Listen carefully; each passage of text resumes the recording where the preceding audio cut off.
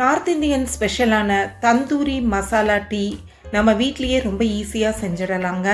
நம்ம வீட்டில் மசாலா டப்பாவில் இருக்க வாசனை பொருட்களே போதும். அது போக நீங்கள் மண் சட்டி எந்த ஷேப்பில் வச்சுருந்தாலும் அதை வச்சு ஈஸியாக செஞ்சிடலாம். இதை செய்கிறதுக்கு அந்த டீ போடுற பாத்திரத்தில் ஒரு 3/4 டம்ளர் அளவுக்கு தண்ணி ஊற்றிக்கோங்க. அதோடு நான் வீடியோவில் காமிக்கிற மாதிரி சின்ன சின்ன தகடாக ஒரு 5-6 பீஸ் சுருள்பட்டை 4 ஏலக்காவை நல்லா விதைகளோடு தட்டி போட்டுட்டு சின்ன சைஸ் இஞ்சையும் தட்டி போட்டுருங்க. போட்டுட்டு அடுப்பை கொஞ்சம் மீடியம் ஃப்ளேமுக்கு கொஞ்சம் கூடவே ஏற்றி வச்சு நல்லா கொதிக்க விடுங்க. விட கிண்டி விட்டுருங்க. இந்த தண்ணி எடுத்ததை விட ஒரு 1/4 வத்தும் போது நீங்கள் ஒரு 2 டம்ளர் பால், அதாவது 200 + 200 400 ml பால் சேர்த்துக்கோங்க.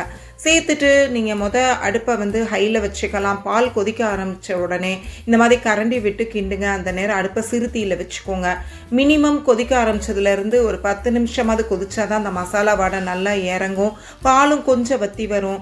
இந்த டைமில் நீங்கள் ஒரு 4 டேபிள் ஸ்பூன் அளவுக்கு டீத்தூள் போட்டுக்கோங்க. நல்ல நயமான டீத்தூள் எது வேணும்னாலும் நீங்கள் போட்டுக்கலாம். போட்டு இதை நல்லா கிளறி விடுங்க. டீத்தூளுமே நல்லா கொதிச்சு வரட்டும். தேவைப்பட்டால் மீடியம் ஃப்ளேம் சிறுத்தின்னு மாற்றி வச்சுக்கோங்க. அதுவும் நல்லா ஒரு 10 நிமிஷம் போல் கொதிக்க விட்டு நீங்கள் ஒரு 5 டேபிள் ஸ்பூன் போல் சீனி போட்டுக்கோங்க. நாட்டு சர்க்கரை போடுறதா இருந்தால் ஸ்டவ்வை ஆஃப் பண்ணிவிட்டு கூட நீங்கள் போட்டுக்கோங்க. ஏன்னா ரொம்ப நேரம் நாட்டு சர்க்கரை கொதிச்சா தெரிஞ்சு போயிடும். ஸோ இப்போ நல்லா கிளறி விட்டுட்டு கொஞ்ச நேரத்திலையே நீங்கள் ஸ்டவ்வை ஆஃப் பண்ணிடலாம். பட் ஆஃப் பண்ண உடனே நீங்கள் என்ன பண்ணணுன்னா 2 டேபிள் ஸ்பூன் அளவுக்கு கண்டென்ஸ்டு மில்க் சேர்த்துக்கோங்க. இது சேர்க்கும் போது டீ உங்களுக்கு கொஞ்சம் குழகுழப்பாக இருக்கும். உங்ககிட்ட இது இல்லைன்னா நீங்கள் ஸ்கிப் பண்ணிக்கலாம். அதனால் ஒன்றும் இல்லை. ஸோ இந்த டீ ரெடி ஆயிடுச்சு.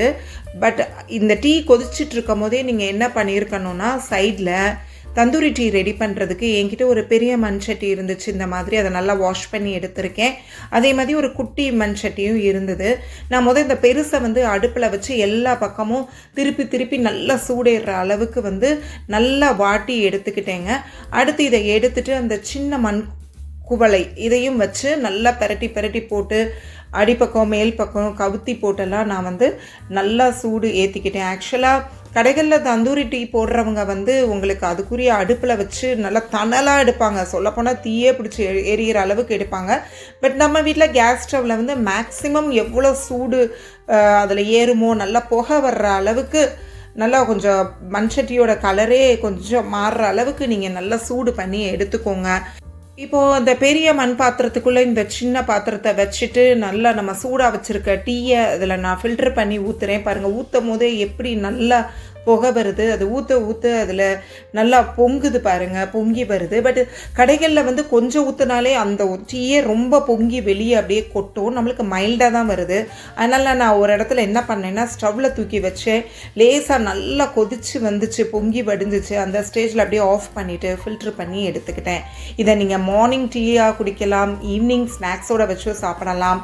இந்த மாதிரி ரஸ்கை டிப் பண்ணி சாப்பிட்டிங்கன்னா ரொம்ப டேஸ்டியாக இருக்கும். உங்கள் வீட்டில் நீங்களும் செஞ்சு பார்த்துட்டு கமெண்ட் பாக்ஸில் கமெண்ட் பண்ணுங்கள். அப்படியே ஆதிரா ஜங்ஷனை சப்ஸ்கிரைப் பண்ணிவிட்டு பெல் ஐக்கானை ப்ரெஸ் பண்ணிவிடுங்க. முடிஞ்சால் இந்த லிங்க்கை உங்கள் ஃபேமிலி அண்ட் ஃப்ரெண்ட்ஸ்க்கு ஃபார்வர்ட் பண்ணுங்கள். மீண்டும் ஒரு ரெசிபியோடு சந்திப்போம்.